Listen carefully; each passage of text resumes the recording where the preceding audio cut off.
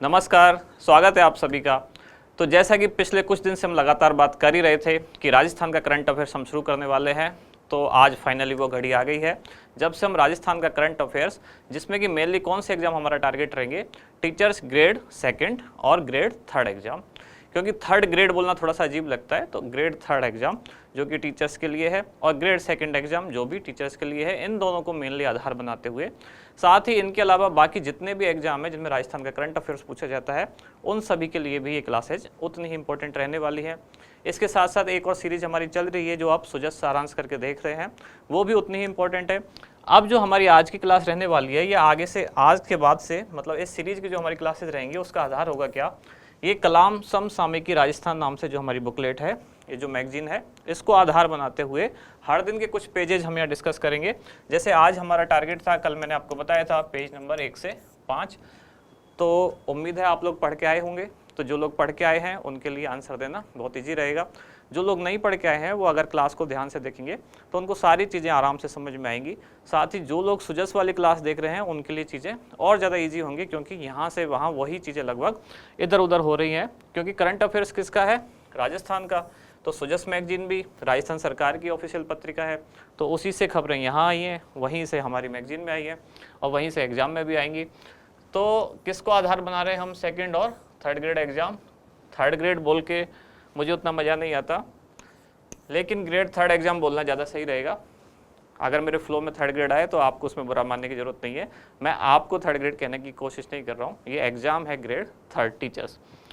तो शुरुआत करते हैं आज से, जिसमें हमने पढ़ना है आज पेज नंबर 1 से 5।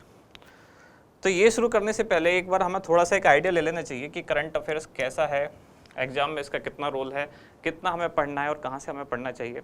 करंट अफेयर्स अगर देखा जाए तो सबसे इजी भी है, और अगर इसका अपोजिट देखें तो सबसे टफ भी है। अगर हम मान लें कि किसी एग्जाम में लगभग 15 क्वेश्चन करंट अफेयर्स से पूछे जाते हैं, तो इन 15 क्वेश्चन के लिए हमें जितना पढ़ना पड़ेगा उतना ही शायद कई बार हो सकता है बाकी पूरा सिलेबस के लिए पढ़ना पड़ सकता है, तब भी इनके क्वेश्चन सही नहीं होंगे।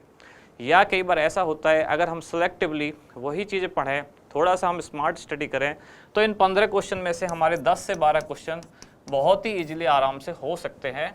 केवल हमें ये ध्यान रखना है कौन सी चीज़ें चर्चा में हैं, कहाँ हमें अपना दिमाग ज़्यादा लगाना है, कौन सी चीज़ों पे फोकस रह के पढ़ना है और किन चीज़ों को इग्नोर करना है। जैसे कि अगर राजस्थान के संदर्भ में बात करूँ, तो अगर आप ऐसे सोचें कि राजस्थान का करंट अफेयर्स पूरा पढ़ना है, तो पूरा पढ़ने के लिए आप जैसे कि पढ़ ही रहे होंगे, लगातार कोई ना कोई मैगजीन पढ़ रहे होंगे या कोई ना कोई वीडियोज़ देख रहे होंगे, तो 2-3 घंटे आपके आराम से इसमें निकल जाएंगे। फिर भी आपको लगेगा कि करंट अफेयर्स तैयार नहीं हो रहा है।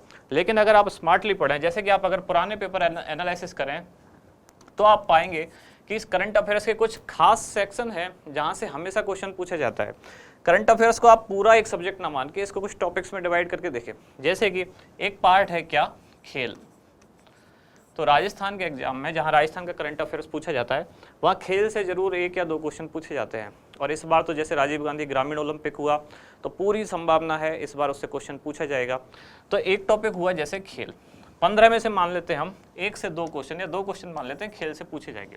अब रह गए हमारे पास 13 क्वेश्चन, और ये पढ़ने में आपको बहुत ज़्यादा जोर नहीं आएगा। अगर आप पूरा कोई भी एक मैगजीन का वार्षिक अंक या कोई ऐसी वीडियो जिसमें खेल सारे 1 साल के समराइज किए हुए हैं या 6 महीने के 7 महीने के, तो भी आप आराम से 2-3 क्वेश्चन अपने आराम से इजीली सॉल्व कर सकते हैं।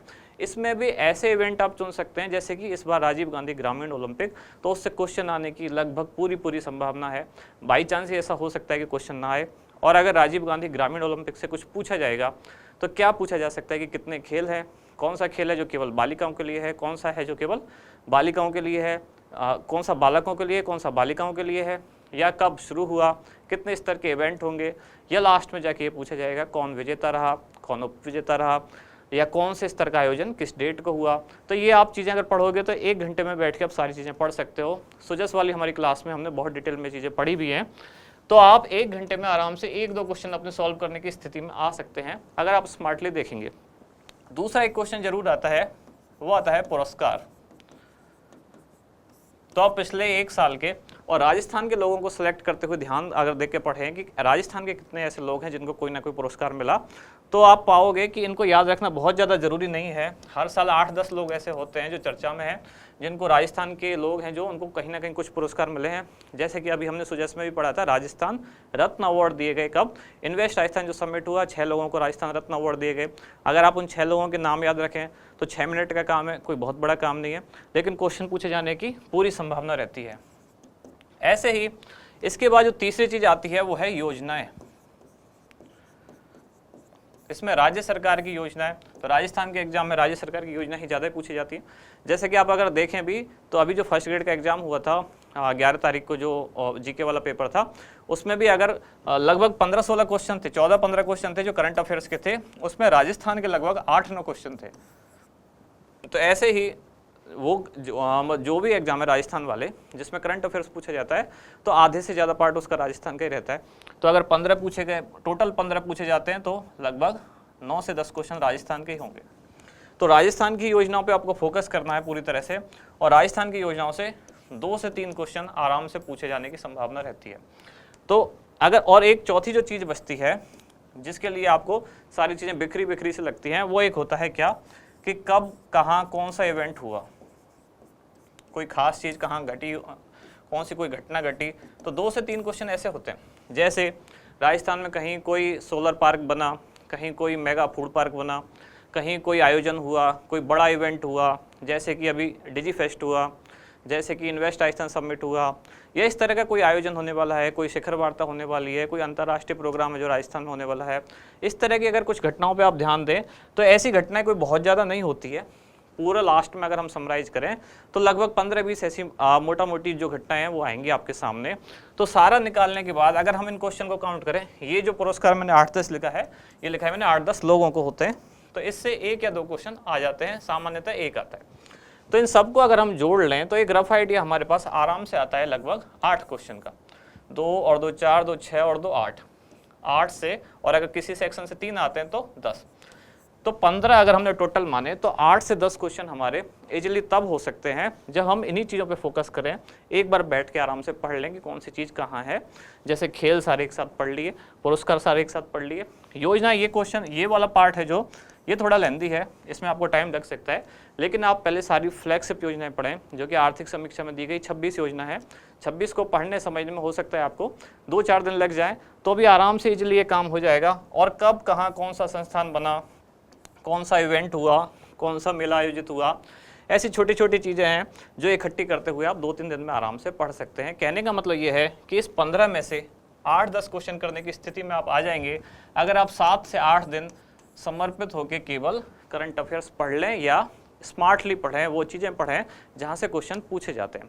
फिर रह जाते हैं 4 से 5 क्वेश्चन, तो उनके लिए बहुत ज़्यादा परेशान होने की ज़रूरत है नहीं। करंट अफेयर्स में से कुछ ऐसे क्वेश्चन होंगे ही जो कई बार किसी से भी नहीं हो पाते हैं। कई बार क्वेश्चन भी जानबूझ के ऐसे अटपटे पूछे जाते हैं जिनके लिए बहुत पढ़ने के बाद भी आंसर सही देना मुश्किल होता है। जैसे कि अभी जो ये फर्स्ट ग्रेड वाला एग्ज़ाम हुआ उसमें पूछा गया कि अवनी लेखरा ने जो गोल्ड जीता, तो उसमें उनका स्कोर क्या था, कितना उन्होंने स्कोर किया।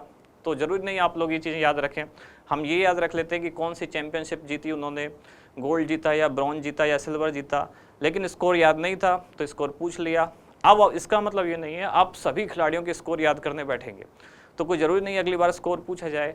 जैसे कि एक बार जो ACF वाला एग्ज़ाम हुआ था, राजस्थान ACF वाला, उसमें पूछा गया कि भारत की जो टेस्ट सीरीज़ थी उसमें इंडियन क्रिकेट टीम का स्कोर क्या था, लास्ट में इंडियन क्रिकेट टीम का जो फाइनल स्कोर रहा वो क्या था। तो ऐसी चीज़ें या ऐसे 1-2 क्वेश्चन हमेशा पूछे जाते हैं और हर एग्जाम में पूछे जाते हैं। ऐसे 2-3 क्वेश्चन के लिए परेशान होने की ज़रूरत नहीं है। हम अगर 8-10 दिन भी पूरा मन लगा के और स्मार्टली पढ़ें तो हम 10 क्वेश्चन करने की कंडीशन में आ सकते हैं। कब? जब हमारे पास टोटल क्वेश्चन कितने हैं? 15। तो ऐसे ही या इसी तरह की वो स्मार्ट स्टडी को ध्यान में रखते हुए हमने जो शुरू की थी हमारी क्लासेस सुजस वाली, जो 10 से 15 मिनट की एक वीडियो होती है और उसमें हमारा टारगेट होता है राजस्थान सरकार की वही सारी न्यूज़, वही सारी घटनाएं या वही योजनाएं जिन पर सरकार बार बार और हर दिन लगभग फोकस कर रही है। जो लोग ये वीडियो देख रहे होंगे, सुजस वाली क्लासेस देख रहे होंगे, उनको पता होगा कि हर चीज़ 3-4 दिन बाद रिपीट हो रही है। इसका मतलब क्या होता है कि सरकार उन चीज़ों पर लगातार फोकस कर रही है और उन चीज़ों से क्वेश्चन पूछे जाने की संभावना है। जैसा कि जो महिला निधि क्रेडिट कोऑपरेटिव सोसाइटी वाला क्वेश्चन या क्रेडिट कोऑपरेटिव फंड जो है, वो क्वेश्चन फर्स्ट ग्रेड एग्जाम में पूछा भी गया था, आपको बताया था मैंने। जबकि शुरू किए हमें भी कुछ ही दिन हुए थे और वही सारी सिलेक्टिव चीज़ें वहाँ से पूछी गई डायरेक्टली एज इट इज़ कि तेलंगाना सरकार के साथ राजस्थान सरकार का समझौता था। तो ये पूरी कहानी सुनाने के पीछे मेरा पर्पज़ ये है कि आप सेलेक्टिव और स्मार्टली पढ़ें, वहाँ फोकस करें जहाँ से क्वेश्चन पूछे जाने की संभावना है। करंट अफेयर्स केवल एक शब्द को पकड़ के ना बैठें और बहुत ज़्यादा डाइवर्ट होने की ज़रूरत नहीं है। सीधा कंसाइसली फोकसली हम भी अपनी क्लासेज उतनी ही देर की रखते हैं जितनी की एग्जाम ओरिएंटेड चीज़ें होती हैं। तो इसी को आधार बनाते हुए शुरू करते हैं आज की क्लास पहले क्वेश्चन के साथ। और ये पहला क्वेश्चन हमारी उसी बुकलेट से है जो आप पढ़ के आए हैं, कलाम समसामयिकी राजस्थान। क्या है पहला क्वेश्चन कि निम्नलिखित में से कौन से कार्यक्रम की शुरुआत अलवर जिले के बानसूर में की गई। दो चीज़ें हमें ध्यान से पढ़नी है, एक तो अलवर और दूसरा बानसूर। क्या क्या है ऑप्शन, एक पौधा सुपोषित बेटी के नाम, दूसरा अभियान है अभियान प्रकाश, तीसरा है पुलिस मेरी दोस्त अभियान और चौथा है स्वस्थ बेटी अभियान। तो जिन लोगों ने केवल ये बुकलेट पढ़ी है उनको तो आंसर पता होगा, लेकिन जिन लोग ने लगातार सुजस की क्लासेज भी देखी हैं या सुजस मैगजीन जो पढ़ते हैं उनको इसके चारे ऑप्शन भी पता होंगे, क्योंकि अभी कुछ दिन पहले ही हमने ये बात डिस्कस की थी, उसी दिन ये बात डिस्कस की थी। और ये दोनों चीज़ें अभी आपकी जो मैगजीन है ये कलाम वाली उसमें आप देख पा रहे होंगे। मैं चार ऑप्शन आपको एक्सप्लेन कर देता हूँ, लेकिन पहले इसका आंसर बता देता हूँ। इसका आंसर क्या है, स्वस्थ बेटी अभियान। ये कहाँ से शुरू किया गया, अलवर के बानसूर से। और कब शुरू किया गया ये शुरू किया गया कब, 24 जनवरी 2022 को अलवर के बानसूर से शुरू किया गया।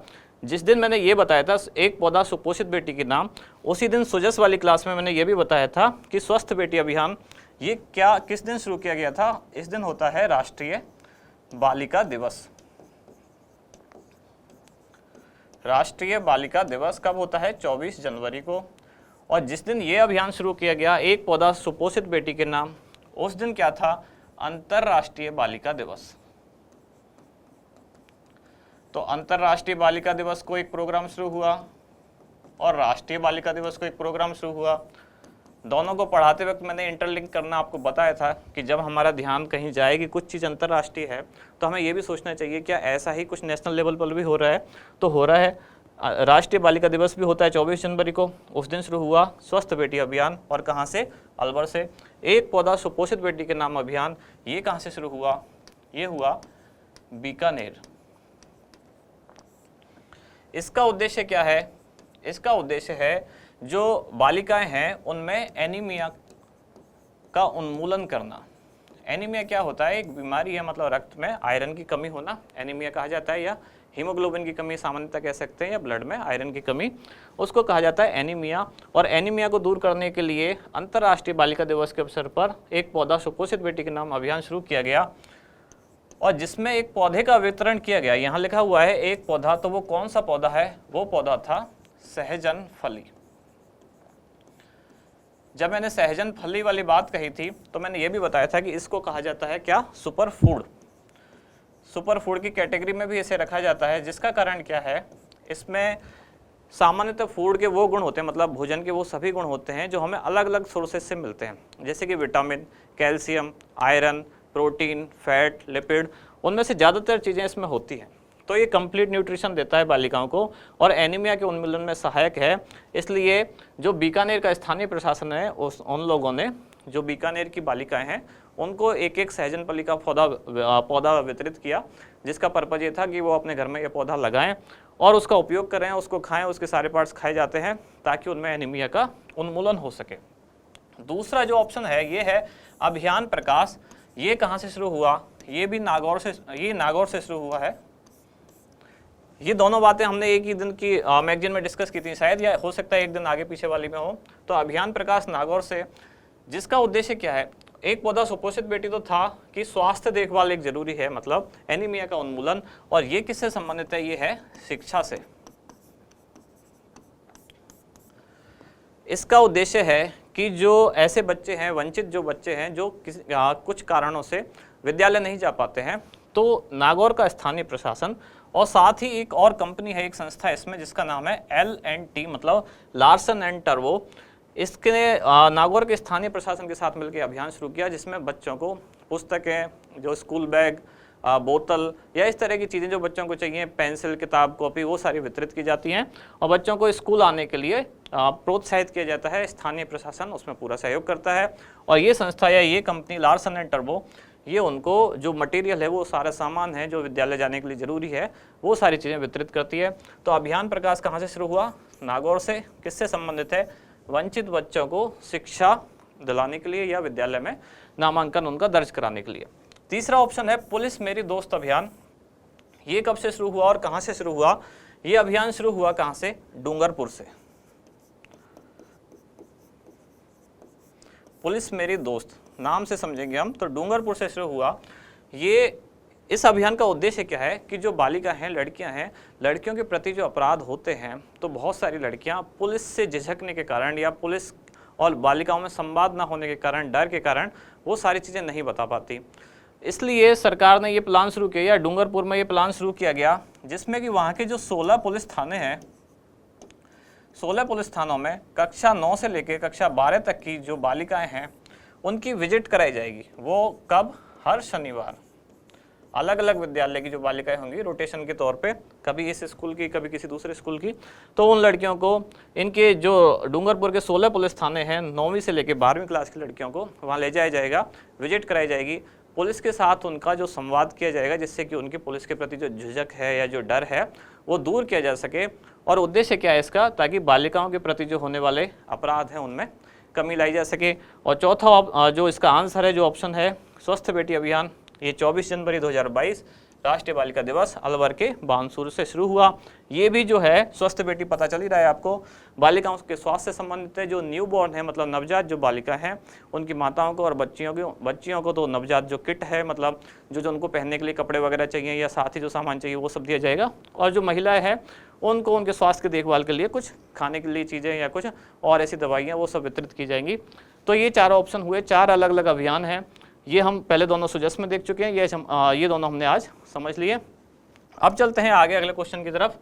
ये है कि अंबेडकर डीबीटी वाउचर योजना निम्नलिखित में से कौन से विभाग द्वारा संचालित की गई? योजना क्या है? Ambedkar DBT voucher. डीबीटी मतलब डायरेक्ट बेनिफिट ट्रांसफर। इसका मतलब क्या होता है? जो पैसे हैं गवर्नमेंट की तरफ से आने वाले वो सीधे आपके या जो भी लाभार्थी है उसके बैंक अकाउंट में आते हैं, उसको कहते हैं डीबीटी। तो डीबीटी वाउचर योजना कौन से विभाग द्वारा संचालित की गई? ऑप्शन है उच्च शिक्षा विभाग, सामाजिक न्याय एवं अधिकारिता विभाग, महिला एवं बाल विकास विभाग और चिकित्सा स्वास्थ्य एवं परिवार कल्याण विभाग। तो क्या है इसका आंसर? इसका आंसर है बी, सामाजिक न्याय एवं अधिकारिता विभाग। कौन से विभाग द्वारा कौन सी योजनाएं चलाई जा रही हैं? आज आप जाके पहले घर पे एक काम करें कि जो सामाजिक न्याय एवं अधिकारिता विभाग है जिसको SJE कहा जाता है, तो SJE राजस्थान नाम से एक बार गूगल पे सर्च करें, SJE राजस्थान, तो ये इसकी एक वेबसाइट खुलेगी। उसका जो पेज खुलेगा सामाजिक न्याय एवं अधिकारिता विभाग, पेज पर आप जाके इसकी जो योजना है वो एक बार देखें। पेज आप ओपन करेंगे तो हो सकता है इंग्लिश में खुले पहले, तो कॉर्नर पे ऊपर हिंदी लिखा होता है, आप लैंग्वेज चेंज कर लें। चेंज करने के बाद आपको यहाँ लिखा दिखेगा इस साइड में योजनाएं। योजनाओं पे आप जाओगे तो इस विभाग द्वारा संचालित जितनी भी योजनाएं वो पूरी लिस्ट खुल जाएगी, तो उनको एक बार आप जरूर याद कर लें। इससे आपको ये पता चल जाएगा कि इस विभाग द्वारा ज़्यादातर योजनाएं इसी के द्वारा संचालित हो रही है। जो समाज कल्याण की योजना है, सामाजिक सुरक्षा की जो योजना है, आपको ये वाला पेज खोलने के बाद आपको पता चलेगा कि आप मतलब daily day to day work में या आसपास जो भी योजना सुनते हैं उनमें से ज़्यादातर के नाम आपको यहीं मिल जाएंगे। इससे आपको एक ही बार में इस विभाग द्वारा संचालित सभी योजनाओं के बारे में जानकारी मिल जाएगी, कौन कौन सी योजना है। बार बार कंफ्यूज नहीं होना पड़ेगा। तो कल आप जाके पहले ये काम जरूर करें, सामाजिक न्याय एवं अधिकारिता विभाग द्वारा संचालित जो भी योजना है, एक पूरा पेज है सरकार का, SJE राजस्थान वेबसाइट है, उस पर आपको मिल जाएगा, तो वहाँ से उनको सबको याद कर लें। अब देखते हैं अम्बेडकर डीबीटी वाउचर योजना क्या है। ये योजना उन लोगों के लिए है या उन छात्रों के लिए है, छात्र छात्राओं के लिए जो घर से बाहर रह के क्या करते हैं, घर से बाहर रहकर जो पढ़ाई करते हैं। कहाँ? या तो जिला मुख्यालय पर या फिर संभाग मुख्यालय पर। अगर ऐसे बच्चे जो प्रतिभावान हैं और घर से बाहर रह के पढ़ने के लिए उनके पास खर्चा नहीं है या पैसा नहीं है, किराया वगैरह नहीं है, तो सरकार ने एक ऐसी योजना चला रखी है जिससे उनको एक आर्थिक सहायता दी जाएगी। और वो आर्थिक सहायता कितनी होगी? 2,000 रुपये, और ये अधिकतम कितने महीने तक? 10 माह तक दी जाएगी। 2,000 रुपये अधिकतम 10 माह तक दी जाएगी। किनको? ऐसे बच्चों को जो प्रतिभावान है, ग्रामीण क्षेत्र में रहते हैं, लेकिन बाहर जाके उनको कॉलेज में पढ़ना है और उसका उनके पास पैसा नहीं है। अब इसमें सवाल उठता है, अगर पैसे की लिमिट कैसे तय होगी? हम ये कैसे मान लें कि पैसा नहीं है, कौन कितना गरीब है? तो इसके लिए उनकी एक वार्षिक आय रखी गई है अधिकतम।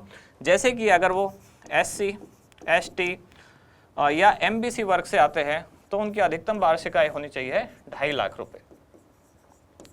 यदि वो OBC कैटेगरी से आते हैं तो उनकी अधिकतम वार्षिक आय होनी चाहिए 1 लाख रुपए। और यदि वो EWS कैटेगरी से आते हैं तो उनकी अधिकतम वार्षिक आय होनी चाहिए 1 लाख रुपए। क्लियर बात? 2,000 रुपये प्रति माह दिए जाएंगे 10 महीने तक घर से बाहर रहकर पढ़ने वाले बच्चों को। पारिवारिक आय उनकी अधिकतम इतनी होनी चाहिए। और कौन सा विभाग इस योजना को चला रहा है? सामाजिक न्याय एवं अधिकारिता विभाग, राजस्थान सरकार का। इसकी सारी योजनाएं आज आप जरूर याद करें। अब चलते हैं अगले क्वेश्चन की तरफ। ये क्या है? मुख्यमंत्री हमारी जिम्मेदारी योजना, इसका उद्देश्य क्या है? 4 उद्देश्य दिए गए हैं। पहला, वरिष्ठ नागरिकों को निःशुल्क तीर्थ यात्रा कराना। दूसरा, कुछ निर्दिष्ट श्रेणी के व्यक्तियों को, निर्दिष्ट श्रेणी मतलब कुछ खास लोगों के व्यक्तियों को, एक कैटेगरी बनाई गई, उनके व्यक्तियों को निःशुल्क ई-मित्र सेवा देना। तीसरा, राज्य के खिलाड़ियों तथा कोचों को पेंशन देना। या राज्य के शहरी बेरोजगारों को रोजगार गारंटी देना। तो क्या है इसका आंसर? इसका आंसर है बी, कुछ निर्दिष्ट श्रेणी के व्यक्तियों को निःशुल्क ई-मित्र सेवा प्रदान करना।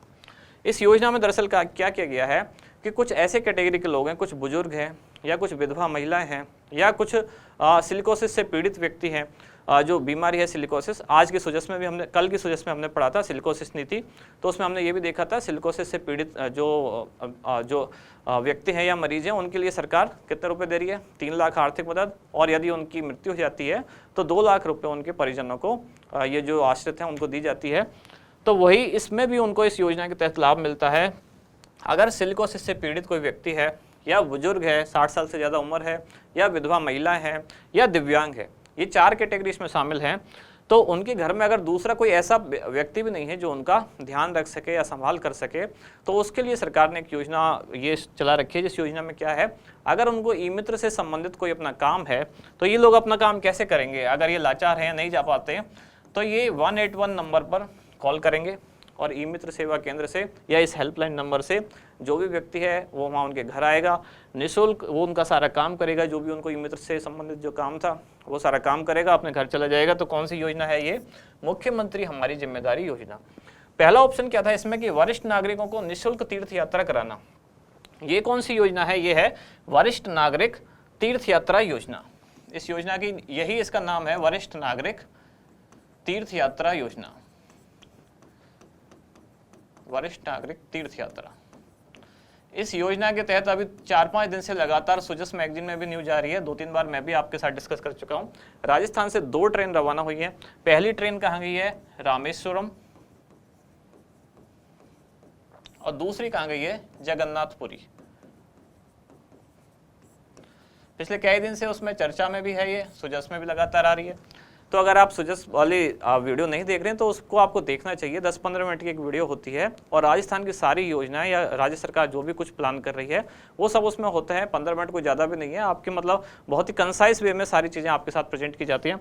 तो वहाँ ये था कि वरिष्ठ नागरिकों को जो निःशुल्क यात्रा कराई जा रही है उसके लिए 2 ट्रेन रवाना हो चुकी हैं, पहली रामेश्वर और दूसरी जगन्नाथपुरी। इसमें सरकार का प्लान ये है कि हर साल कितने लोगों को? 20,000 लोगों को, कितने?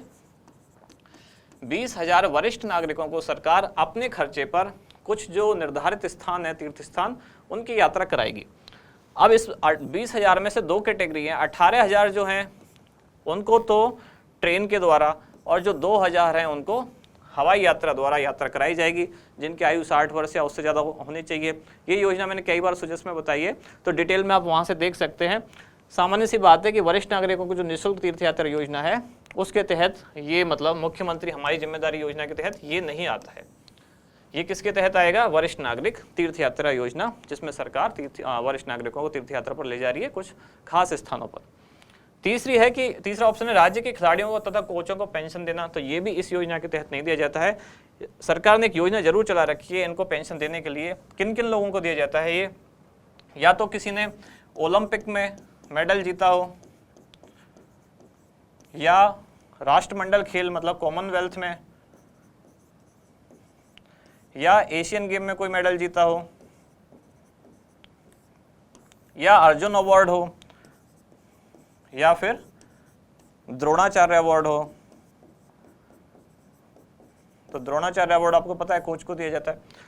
तो इस कैटेगरी के अगर कुछ खिलाड़ी या कोच हैं तो सरकार उनको पेंशन देती है। कब? जब उनकी आयु 40 वर्ष से ज़्यादा हो जाए, तब उनको 20,000 रुपये प्रति माह सरकार द्वारा पेंशन दी जा रही है। तो ये मुख्यमंत्री हमारी जिम्मेदारी के तहत नहीं आती है, ये अलग से ही योजना है।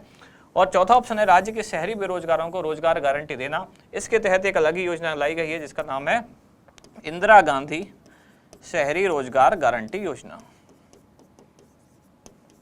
इंदिरा गांधी शहरी रोजगार गारंटी योजना। अब ये भी सेम चीज मैं रिपीट कर रहा हूँ, बार बार मैं एक ही बात कह रहा हूँ। ये योजना भी सुजस मैगजीन में 8-10 बार आ चुकी है, 8-10 बार मैं डिस्कस कर चुका हूँ कि इंदिरा गांधी शहरी रोजगार गारंटी योजना क्या है, क्या पैरामीटर है, कब शुरू हुई है। तो ये 9 सितंबर से शुरू हुई है, 9 सितंबर 2022 नई योजना है। तो इसके पूछे जाने की भी संभावना है, जिसमें कि सरकार जो शहर के बेरोजगार हैं राजस्थान के, उनको 100 दिन के रोजगार की गारंटी प्रदान करती है। और जो आवेदन करेगा, जो रोजगार मांगेगा, उसको आवेदन करने के 15 दिन के भीतर रोजगार प्रदान करने की गारंटी दी जाती है। तो ये 4 ऑप्शन इसके हुए, 4 अलग अलग तरह की योजनाएं हुई। 3-4 इसमें से हम पहले पढ़ चुके हैं। अगला है शुद्ध के लिए युद्ध अभियान की शुरुआत कब से हुई। तो सीधा सीधा डेट पूछी गई है। ऐसे कई तरह के क्वेश्चन पूछे जाते हैं राजस्थान के एग्जाम में।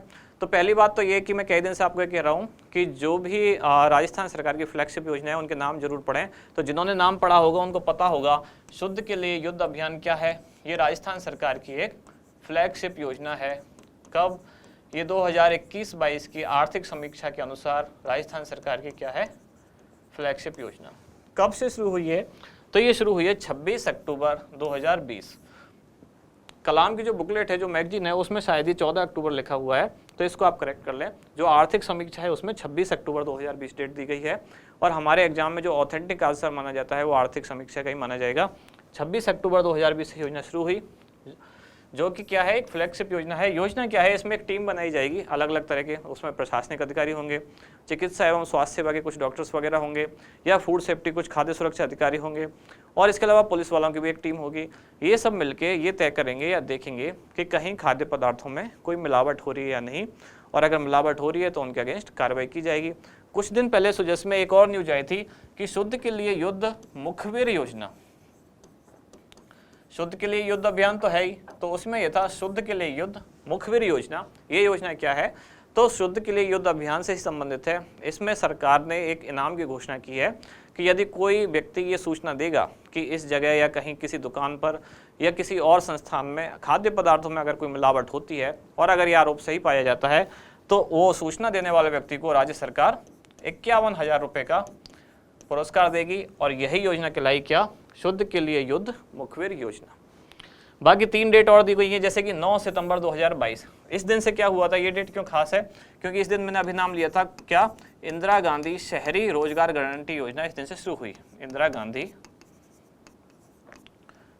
ये सारी डेट आपको याद रखनी है, कौन सी डेट को कौन सी योजना शुरू हुई। इंदिरा गांधी शहरी रोजगार गारंटी।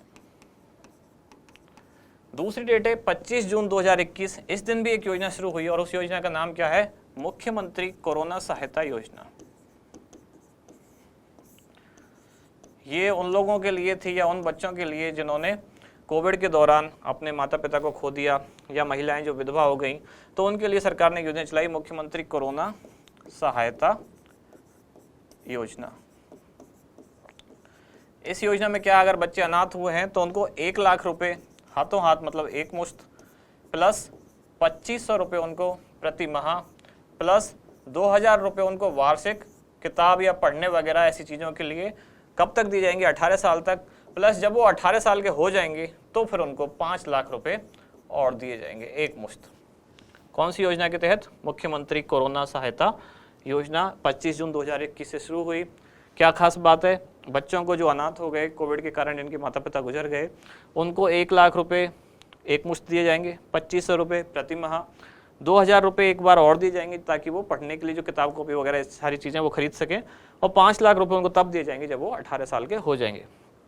और इधर है 1 मई 2021, जो बहुत ही फेमस डेट है, ये तो आपको कैसे भी नहीं भूलनी है, क्योंकि इस दिन से कौन सी योजना लागू हुई है? वो है चिरंजीवी स्वास्थ्य बीमा योजना। कौन सी? चिरंजीवी स्वास्थ्य बीमा योजना, मुख्यमंत्री चिरंजीवी स्वास्थ्य बीमा योजना। चिरंजीवी के नाम से 3 योजनाएं हैं, मुख्यमंत्री चिरंजीवी स्वास्थ्य बीमा योजना, चिरंजीवी दुर्घटना बीमा योजना और चिरंजीवी जीवन रक्षक योजना। तो जो चिरंजीवी स्वास्थ्य बीमा योजना है वो 1 मई 2021 को शुरू हुई या लागू हुई, और चिरंजीवी जो दुर्घटना बीमा योजना है वो कब हुई? इसके 1 साल बाद, यानी कि 2022 से। कौन सी? चिरंजीवी दुर्घटना बीमा योजना। और तीसरी बची जो चिरंजीवी जीवन रक्षक योजना, वो शुरू तो हुई थी पहले, कब? ट्रायल शुरू हुआ था उसका 6 जून नहीं, उसका ट्रायल शुरू हुआ था 22 जून 2022 को, और वो पूरे प्रदेश में लागू कब हुई? तो लागू हुई थी वो 6 सितंबर, इधर स्पेस नहीं है मैं ऊपर लिख देता हूँ, लागू हुई है वो चिरंजीवी जीवन रक्षक योजना कब? 6 सितंबर 2022 को। कौन सी? चिरंजीवी जीवन रक्षक योजना। तीनों योजना बहुत डिटेल में हमने पढ़ी है, सुजस मैगजीन में पढ़ी है, साथ ही सुजस क्लास में पढ़ी है। क्या था इन तीनों में? जो चिरंजीवी स्वास्थ्य बीमा योजना है, ये तो जो हमारे प्रदेश के जितने भी नागरिक हैं राजस्थान के, उन सभी को स्वास्थ्य का बीमा कवर देती है 10 लाख रुपए तक। चिरंजीवी दुर्घटना बीमा जो योजना है वो राजस्थान के निवासियों को दुर्घटना होने पर 5 लाख रुपए तक का बीमा कवर देती है। और चिरंजीवी जीवन रक्षक जो योजना थी तीसरी वाली, वो ये है कि अगर दुर्घटना होने पर कोई व्यक्ति कि जिसकी दुर्घटना हुई है वो दूसरे की मदद करता है और उसको अस्पताल तक पहुंचा देता है, तो सरकार उसको इनाम के तौर पर 5000 रुपये का पुरस्कार देगी। ये थी चिरंजीवी जीवन रक्षक योजना। 3 योजना है चिरंजीवी नाम से, तो चिरंजीवी नाम देखते ही आपको एकदम पागल नहीं हो जाना है, पहले आगे भी पढ़ना है। चिरंजीवी स्वास्थ्य बीमा है, चिरंजीवी दुर्घटना बीमा है, या चिरंजीवी जीवन रक्षक योजना है। तीनों की अलग अलग डेट है। अब आगे चलते हैं। अगला क्वेश्चन क्या है? Adventure sports training and mountaineering centre का शुभारंभ निम्नलिखित में से कौन से स्थान पर किया गया? Adventure sports training and mountaineering centre, तो सीधी सी बात है किसी माउंटेन पे ही होगा, और यहाँ चारों ऑप्शन में भी माउंटेन के नाम है। एक है तारागढ़, रघुनाथगढ़, माउंट आबू और जयगढ़। ये तारागढ़ कहाँ है? ये है अजमेर। रघुनाथगढ़ कहाँ है? सीकर। माउंट आबू कहाँ है? सिरोही। और जयगढ़ कहाँ है? ये जयपुर। ये सेंटर का शुभारंभ कहाँ किया गया? तो शुभारंभ किया गया है माउंट आबू, सिरोही में ही। सिरोही में माउंट आबू पर ही सबसे ऊंची जो पर्वत श्रेणी है, पता होगा आपको कौन सी? गुरु शिखर, जिसकी ऊंचाई कितनी है? 1722 मीटर। ठीक है, तो एक सिंपल सा फैक्चुअल क्वेश्चन है कि कहाँ पर ये सेंटर शुरू किया गया? माउंट आबू में, सिरोही में ही एक सबसे ऊंची पर्वत श्रेणी राजस्थान की गुरु शिखर, जिसकी ऊंचाई कितनी है? 1722 मीटर। अब चलते हैं अगले क्वेश्चन की तरफ। अगला क्वेश्चन है, गाड़िया लोहार मकान निर्माण योजना के तहत दी जाने वाली अनुदान राशि बढ़ाकर कितनी कर दी गई है? योजना का नाम क्या है? गाड़िया लोहार मकान निर्माण योजना। तो जिन लोगों ने फ्लैगशिप योजना पढ़ी है तो उनको पता होगा ये क्या है? फ्लैगशिप योजना। वही आर्थिक समीक्षा 2021-22 के अनुसार।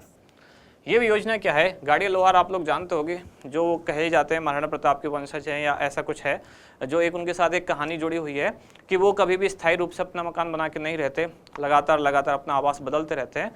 तो सरकार उनके लिए एक योजना ला रही है या एक प्रोग्राम उनके लिए शुरू कर रही है, क्या कि इनको स्थायी रूप से बसाया जाए।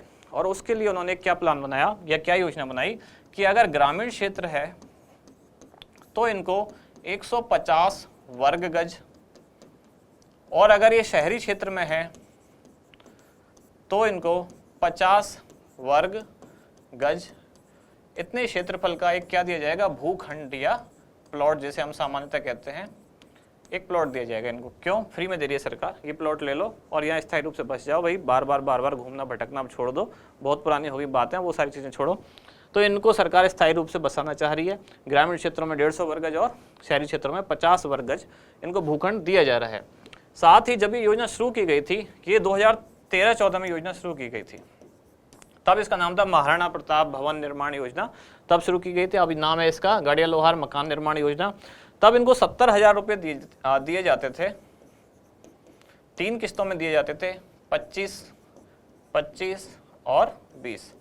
25,000, 25,000 और 20,000 की 3 किस्तों में 70,000 रुपये भी दिए जाते थे। प्लॉट भी दिए जा रहे हैं, पैसे भी दिए जा रहे हैं, प्लॉट भी दे रहे हैं, पैसे भी दे रहे हैं, अब रुक जाओ, यहीं रुक जाओ, बहुत घूम लिया, मकान बना लो। और अब वो राशि बढ़ाकर और कर दी गई है, और बढ़ाकर कितनी कर दी गई है वो 1,20,000 रुपये। तो ये इसका आंसर है, और ये फ्लैगशिप योजना है, इंपॉर्टेंट है।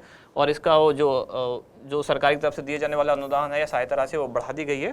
तो दोबारा से चर्चा में, वैसे पुरानी योजना है 2013-14 से चल रही है, पर चर्चा में इसलिए है क्योंकि राशि बढ़ा दी गई है। आगे, और ये योजना भी कौन से विभाग द्वारा संचालित है? तो ये भी कौन सा? सामाजिक न्याय एवं अधिकारिता विभाग। जब आप वो वेबसाइट्स खोलेंगे, उसका पेज खोलेंगे, तो आपको ये भी मिलेगी। नहीं मिलेगी तो आप अलग से भी ढूंढोगे, तो उसमें आर्थिक समीक्षा में भी मिल जाएगी। अब है पीएम वाणी योजना का शुभारंभ राजस्थान में कौन से जिले से किया गया? 4 नाम दिए गए हैं, अलवर, डूंगरपुर, बीकानेर और प्रतापगढ़। पहले हम देखते हैं पीएम वाणी। वाणी का फुल फॉर्म क्या है? इसमें पीएम तो प्रधानमंत्री समझ में आता है, VANI, इसका मतलब है, सॉरी वी नहीं, WANI। W का मतलब है वाईफाई, ए का मतलब है एक्सेस, N का मतलब है नेटवर्क, और I का मतलब है इंटरफेस। इसका मतलब क्या हुआ कि वाईफाई नेटवर्क के साथ आपको एक्सेस मिल रहा है और आपको जोड़ रहा जा रहा है। इसका मतलब ये हुआ, कहीं ना कहीं आपको इतनी सी बात समझ में आई होगी कि कुछ ना कुछ इंटरनेट की बात हो रही है, मतलब हमको जोड़ा जा रहा है इंटरनेट से। और हमको मतलब किसको? ग्रामीण क्षेत्रों को। भारत के जो भी ग्रामीण क्षेत्र हैं उनमें इंटरनेट सर्विस सरकार प्रदान कर रही है, और वो भी कैसे? फ्री, मतलब मुफ्त, निःशुल्क इंटरनेट। कैसे? जगह जगह जो पंचायत स्तर है, हर जिले के पंचायत स्तर पर एक पब्लिक डेटा ऑफिस, जिसको क्या कहा जाएगा? PDO, पब्लिक डेटा ऑफिस स्थापित किए जाएंगे, जहां वाईफाई कनेक्शन लगाया जाएगा, और उस ग्रामीण क्षेत्र में या उस ग्राम पंचायत क्षेत्र में, पंचायत समिति में, ये जो है इंटरनेट मुफ्त में प्रदान किया जाएगा। यही योजना कौन सी है? पीएम वाणी योजना। और राजस्थान में इसका शुभारंभ कहाँ से हुआ? तो ये हुआ प्रतापगढ़ जिले से। बाकी अलवर से क्या योजना शुरू हुई? अभी हमने देखा था, जैसे अगर हम इंटरलिंक करें एक क्वेश्चन से दूसरा, तो शुरुआत का जो पहला क्वेश्चन था, अलवर के बानसूर से कौन सी योजना शुरू हुई? स्वस्थ बेटी अभियान। डूंगरपुर से क्या शुरू हुआ? तो पुलिस मेरी दोस्त अभियान, थोड़ी देर पहले ही हमने पढ़ा था। बीकानेर से क्या शुरू हुआ? तो एनीमिया मुक्त करने के लिए जो कौन सा प्रोग्राम शुरू हुआ था? एक पौधा सुपोषित बेटी के नाम, जिसमें सहजन फली का पौधा वितरित किया जाता था, वो बीकानेर से शुरू हुआ। तो आप कनेक्ट करते हुए पढ़ें, हाथों हाथ आपको याद भी होता जाएगा। अगला क्वेश्चन है, परिंडा बांधो अभियान का शुभारंभ निम्नलिखित में से किस तिथि को किया गया? सीधी डेट पूछी गई है। ऑप्शन दिए गए हैं 3 मार्च 2022, 29 अगस्त 2022, 7 अक्टूबर 2022 और 22 जनवरी 2022। उत्तर इसका है 3 मार्च 2022। इस दिन क्या होता है? वन्य जीव दिवस। तो वन्य जीव दिवस या वन्य जीव संरक्षण दिवस इस दिन होता है। उसी दिन ये योजना शुरू की गई, परिंदा बांधो अभियान, जो सामाजिक न्याय एवं अधिकारिता विभाग के सचिव हैं, कौन? समित शर्मा, उनके द्वारा ये प्रोग्राम शुरू किया गया 3 मार्च 2022 को। अब बाकी की जो 3 डेट और हैं, इनको भी कुछ ना कुछ इवेंट हुए हैं, जैसे कि 29 अगस्त 2022, इस दिन क्या हुआ था? बहुत बड़ी घटना हुई थी, आपको बहुत याद होना चाहिए। पहले तो 29 अगस्त को क्या होता है? खेल दिवस होता है। खेल दिवस क्यों होता है? क्योंकि मेजर ध्यानचंद का जन्मदिन होता है। इसी को भारत सरकार क्या खेल दिवस के रूप में मनाती है। और इसी दिन राजस्थान में क्या शुरू हुआ? राजीव गांधी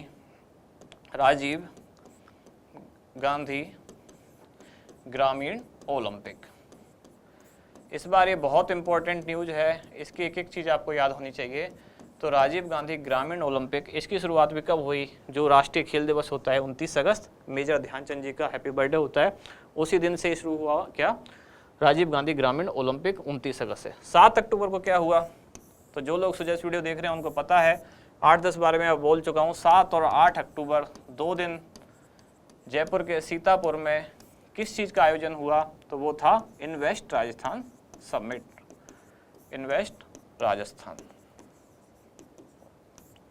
शुरुआत में जो मैंने बात की थी कि कुछ चीज़ें ऐसी हैं कि जो इवेंट कौन कब कहाँ क्या हुआ, खास चीज़, जैसे एक हमने बात की खेल हुए, एक हमने पुरस्कार की बात की, एक योजनाओं की बात की और एक इवेंट की बात की, तो कौन सी चीज़ कहाँ कुछ फेमस हुई। तो ये उसी तरह का न्यूज, उसी तरह का क्वेश्चन है कि 7 अक्टूबर 2022 को इन्वेस्ट आइसन समिट शुरू हुआ और 7 और 8 2 दिन चला। कहाँ? जयपुर के सीतापुरा में। तो सीतापुरा इंडस्ट्रियल एरिया, जो लोग जयपुर से हैं वो जानते होंगे, जो नहीं है वो भी जानते होंगे, जयपुर सब लोग आते रहते हैं राजस्थान वाले। तो सीतापुरा जयपुर में ये शुरू हुआ कौन सा? इन्वेस्ट आइसन समिट 7 और 8 अक्टूबर को, 7 को शुरुआत हुई और 22 जनवरी 2022, ये डेट इतनी प्रसिद्ध तो नहीं है लेकिन फिर भी आपको जो दिए गए 5 पेज हैं उनमें कहीं ना कहीं ये डेट थी, इसलिए इसको भी यहाँ इंक्लूड किया गया है। इस दिन क्या हुआ, कौन सा शिविर लगा? उष्ट कल्याण शिविर। ये उष्ट कल्याण शिविर क्या है? तो ऊँटों की स्वास्थ्य देखभाल। तो जिनको पहले ये ना पता हो, उष्ट किसको बोलते हैं? संस्कृत में ऊँट को ही उष्ट बोलते हैं।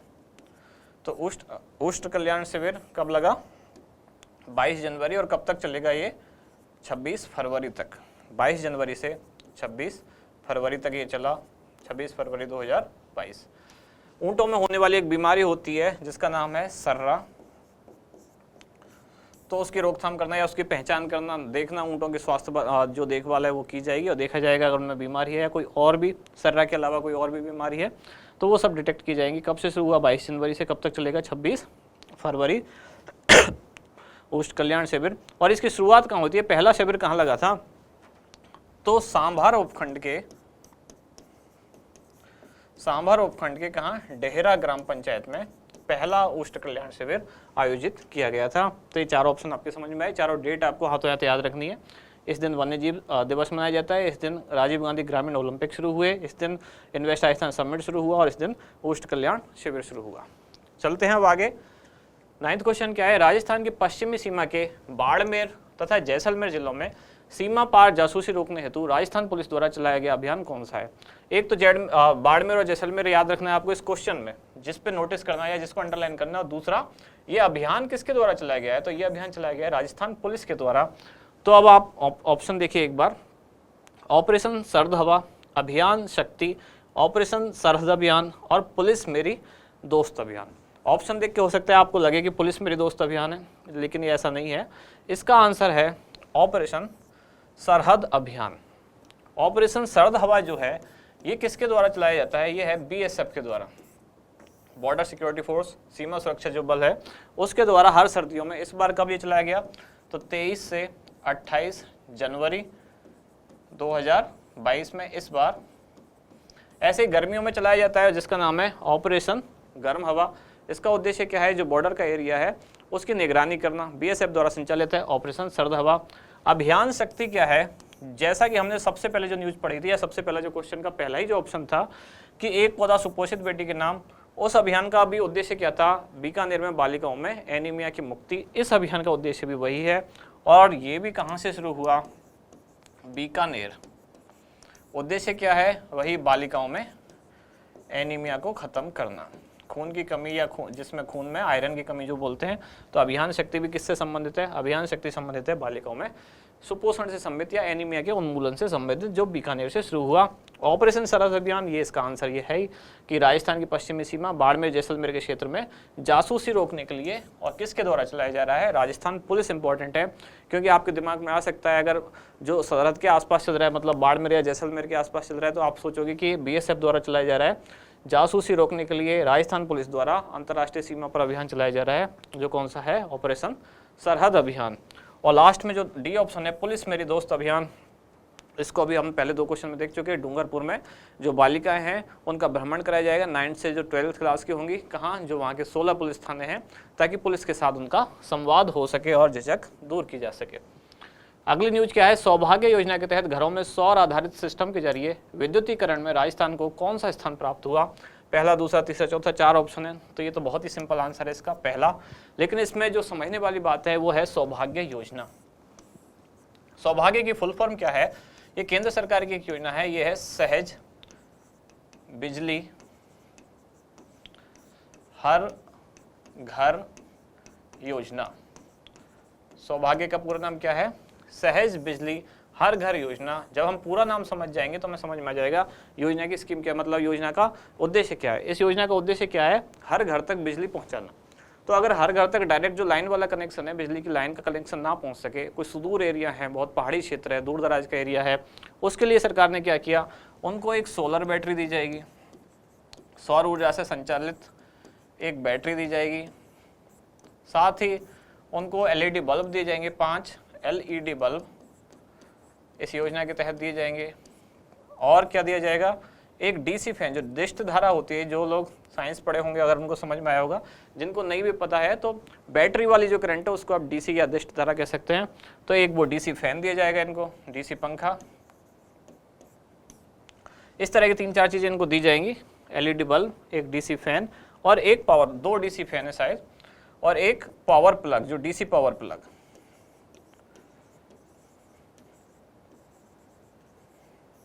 मतलब ऐसा पावर प्लग भी होना चाहिए जिसमें डीसी करंट चल सके। जो डायरेक्ट हमारे घरों में बिजली आती है वो कौन सी होती है, एसी, अल्टरनेटिंग करंट, और ये जो कौन सी होती है, डीसी, मतलब ये दिष्ट धारा जिसे हिंदी में बोलते हैं, बैटरी वाली करंट आप आराम से समझ सकते हैं। तो ऐसे जो एरिया जहाँ डायरेक्ट लाइन से कनेक्शन पहुंचाना संभव नहीं है, दूर दराज के एरिया है, सरकार उनके लिए ये चीज़ें वितरित कर रही है। लेकिन सरकार का पूरा प्रयास है कि हर घर तक क्या पहुंचाई जाए, बिजली पहुंचाई जाए। और ये योजना शुरू कब से हुई, सहज बिजली हर घर योजना, ये हुई थी 25 सितंबर 2017। आपके जो नोट्स हैं या जो बुकलेट है उसमें इसकी डेट शायद अलग है, इसकी डेट क्या है, 25 सितंबर 2017। फिर भी आप एक बार गूगल पे जरूर क्रॉस चेक करें, मैंने अपनी तरफ से चेक किया है, डेट यही है 25 सितंबर 2017। फिर भी कोई कन्फ्यूजन हो तो आपको अपने लेवल पर भी चीज़ें पढ़नी चाहिए, ना मुझ पर डिपेंड रहे ना किसी और पर डिपेंड रहे, अपना भी एक बार दिमाग जरूर लगाएं। कब से शुरू हुई, 25 सितंबर 2017, सहज बिजली हर घर योजना। अच्छा, ये योजना है जिसमें सरकार चाहती है कि हर घर तक बिजली पहुंचे। ऐसे ही एक और योजना है जिसमें सरकार चाहती है कि हर घर तक पानी पहुंचे, और उसका नाम क्या था, हर घर जल, या इसी को दूसरा नाम दिया गया था जल जीवन मिशन। ये भी केंद्र सरकार की योजना है और ये हमने सुजस में 3-4 बार पढ़ी है, जल जीवन मिशन या हर घर जल योजना। इसकी शुरुआत कब हुई थी, तो 15 अगस्त 2019 को प्रधानमंत्री ने लाल किले के अपने भाषण से घोषणा की थी। और घोषणा क्या की थी कि मैं 2024 तक चाहता हूं हर घर तक नल से जल पहुंच जाए। तो 2024 तक प्लान है हर घर तक नल से जल पहुंचाना। शुरुआत कब हुई, 15 अगस्त 2019। और इसमें जो एमपी का बुरहानपुर है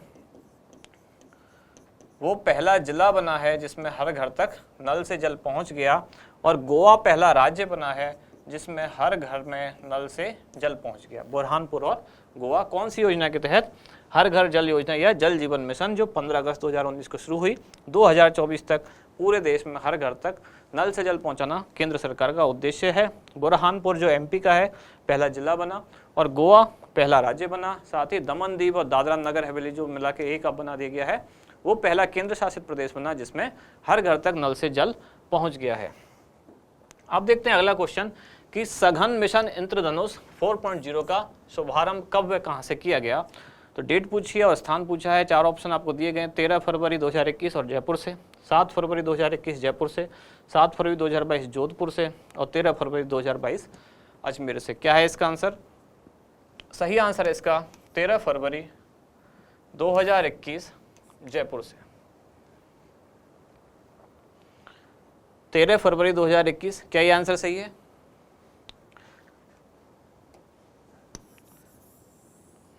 इसका सही आंसर है 7 फरवरी 2022 जयपुर से। पहले जो मैंने आंसर टिक किया था वो गलत है, आंसर क्या है इसका 7 फरवरी 2022 जयपुर से। कौन सा अभियान शुरू किया गया, सघन मिशन इंद्रधनुष 4.0। अब अगर ये 4.0 है तो इसका मतलब 1.0, 2.0, 3.0 ये भी रहे होंगे, सीधी सी बात है। तो ये कब कब रहे, और सघन मिशन इंद्रधनुष क्या है, और मिशन इंद्रधनुष क्या है केवल। तो केंद्र सरकार चाहती है, केंद्र सरकार ने शुरुआत की थी कि जो भारत के गर्भवती महिलाएं हैं उनके स्वास्थ्य में सुधार आए, या शिशु मृत्यु दर है, मातृ मृत्यु दर है जो वो बहुत ज़्यादा है, उसमें कमी लाई जाए, इसके लिए टीकाकरण करना। और यही इस प्रोग्राम का उद्देश्य था मिशन इंद्रधनुष में, जिसमें कि 11 तरह के विभिन्न टीके लगाए जाते थे, जैसे कि BCG, DPD, OPV यानी कि ओरल पोलियो वैक्सीन, या इस कौन सा OPV के बाद जैसे कि हेपेटाइटिस B, या इस तरह के और कुछ जैसे कि खसरा जो मीजल्स जिसको बोलते हैं। तो इस तरह के कुछ 11 टीके हैं जो इस योजना के तहत लगाए जाते हैं। जापानीज एनसेफेलाइटिस, ये इस योजना के तहत लगाए जाते हैं, जिसमें कि गर्भवती महिलाएं और 2 वर्ष तक के जो बच्चे हैं उनका अगर कुछ टीकाकरण रह गया है, किसी का कुछ बाकी है, उसके लिए चलाया गया सघन मिशन इंद्रधनुष। ये उनके लिए है सघन मिशन इंद्रधनुष। सघन शब्द उनके लिए है, अगर कुछ रह गए हैं, छूट गए हैं, तब उनके लिए चलाया गया। केवल मिशन इंद्रधनुष था जो शुरुआत की गई थी केंद्र सरकार के द्वारा, उसका उद्देश्य था कि गर्भवती महिलाओं का और बच्चों का टीकाकरण करना। लेकिन अगर छूट गए हैं कौन, गर्भवती महिलाएं और 2 वर्ष तक के बच्चे, उनके लिए चलाया गया सघन मिशन इंद्रधनुष। जो मिशन इंद्रधनुष है वो 2015 में चलाया गया। सघन मिशन इंद्रधनुष 1.0 ये 2017 में, 2.0 2019 में, 3.0 2021 में और 4.0 2022 में। तो पहले जो मैंने आंसर टिक किया था 2021 वाला, ये तो ऑप्शन वैसे भी सही नहीं होता, क्योंकि 2021 में मिशन चल रहा था कौन सा, 3.0। और जो हम मैगजीन भी पढ़ रहे हैं वो भी जनवरी से मार्च तक का करंट अफेयर्स है, और कौन से ईयर का है, 2022 का। तो वैसे भी आंसर 2022 वाला ही होने वाला था। तो आंसर क्या है इसका, 7 फरवरी 2022। तो ये था हमारा लास्ट क्वेश्चन। आशा करते हैं आपको समझ में आया होगा। आपके अपने कमेंट्स करके हमें बताएं आपको कैसी लगी क्लास, साथ ही आपको और हमसे क्या चाहिए या कैसे आप सुझाव हमें दे सकते हैं, किस तरह से क्लास को और ज़्यादा आपके लिए उत्पादक बना सकते हैं, फ्रूटफुल बना सकते हैं, वो आप ज़रूर अपने सुझाव दें। अब मिलते हैं कल अगली न्यूज़ के साथ या अगली क्लास के साथ अगले दिन। धन्यवाद।